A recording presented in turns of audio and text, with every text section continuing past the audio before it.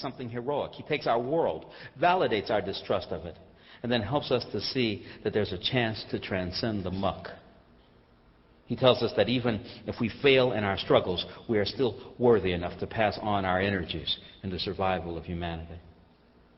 Mr. King's phenomenal popularity is due to his almost instinctual understanding of the fears that form the psyche of America's working class. He knows fear. And not the fear of demonic forces alone, but also of loneliness and poverty, of hunger, and the unknown we have to breach in order to survive.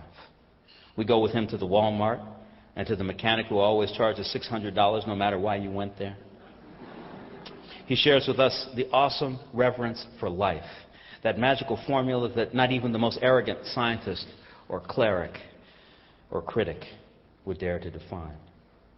Tonight, we honor Stephen King, our everyman and our God. Giving this award to him is also recognizing and celebrating the millions of readers who are transported, elated, and given hope by his pedestrian heroes in a world where anything can and does happen. I'd like to ask Deborah Wiley, Chairman of the Board of the National Book Foundation, to come up onto stage and to make the formal presentation of the Medal for Distinguished Contribution to American Letters to Stephen King. And Mr. King, would you please join us on stage?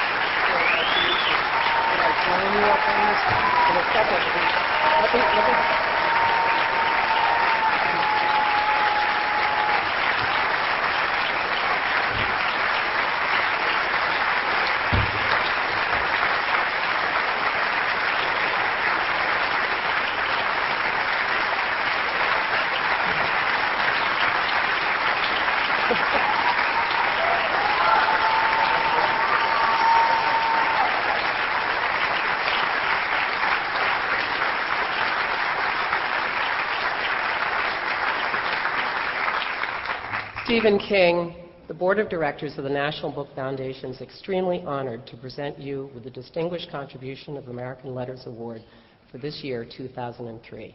Congratulations. Thank you very much.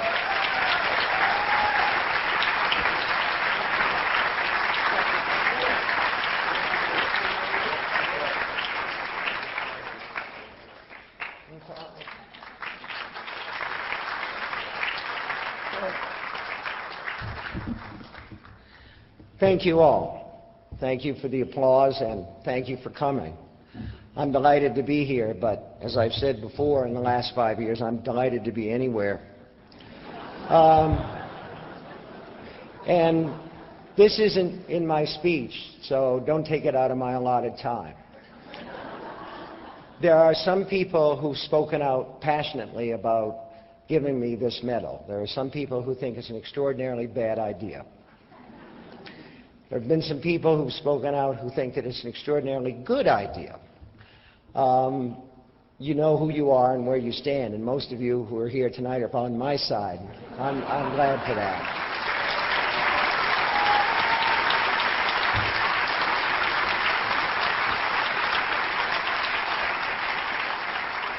But I want to say it doesn't matter, in a sense, which side you are on.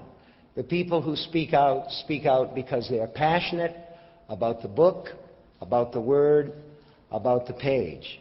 And in that sense, we're all brothers and sisters. Give yourself a hand.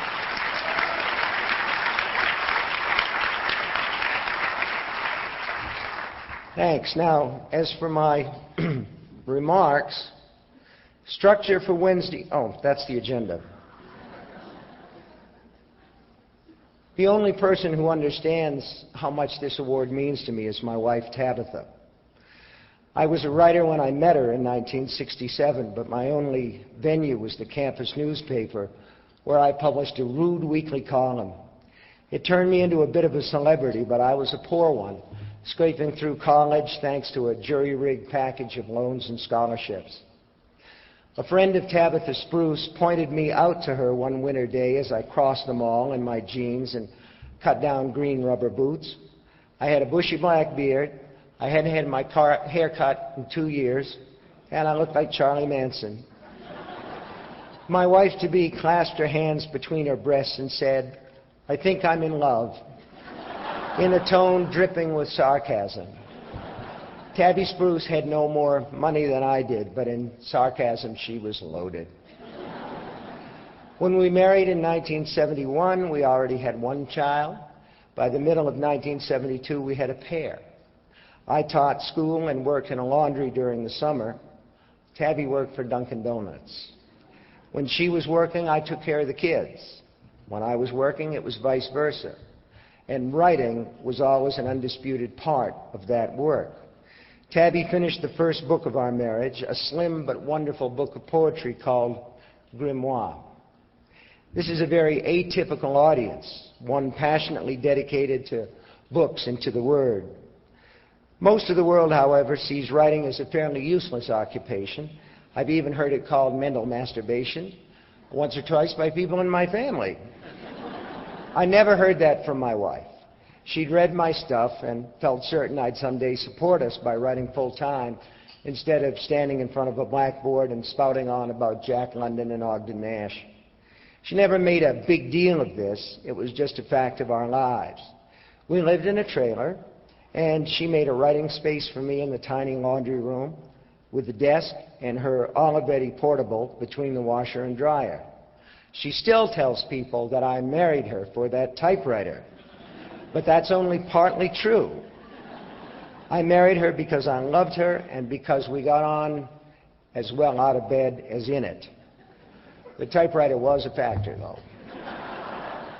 When I gave up on Carrie, it was Tabby who rescued the first few pages of single-spaced manuscript from the wastebasket.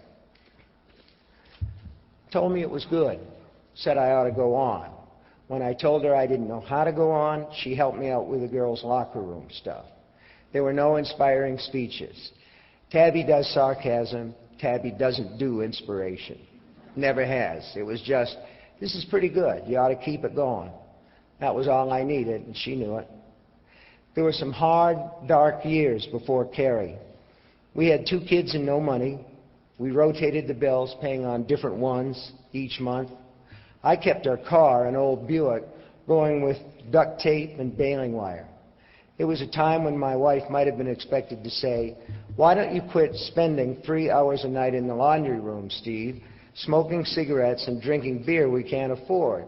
Why don't you get an actual job?" If she'd asked, I almost certainly would have done it. And then am I standing up here tonight, making a speech, accepting the award, wearing a radar dish around my neck? Maybe. More likely not. In fact, the subject of moonlighting did come up once. The head of the English department where I taught told me that the debate club was going to need a new faculty advisor, and he put me up for the job if I wanted. It would pay $300 per school year, which doesn't sound like much, but my yearly take in 1973 was only $6,600, and $300 equaled 10 weeks' worth of groceries. The English department head told me he'd need my decision by the end of the week. When I told Tabby about the opening, she asked if I'd still have time to write. I told her not as much. Her response to that was unequivocal. "Well then, you can't take it." One of the few times during the early years of our marriage when I saw my wife cry really hard was when I told her that a paperback publisher, New American Library, had paid a ton of money for the book she'd rescued from the trash. I could quit teaching. She could quit pushing crullers at Dunkin' Donuts. She looked almost unbelieving for 5 seconds, and then she put her hands over her face, and she wept. When she finally stopped, we went into the living room and sat on our old couch, which Tabby had rescued from a yard sale, and talked into the early hours of the morning about what we were going to do with the money. I've never had a more pleasant conversation. I have never had one that felt more surreal.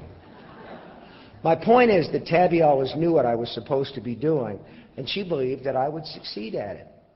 There is a time... To keep listening to this audiobook, I've left you a link in the description so you can do it. at no cost thanks to Audible's 30-day free trial.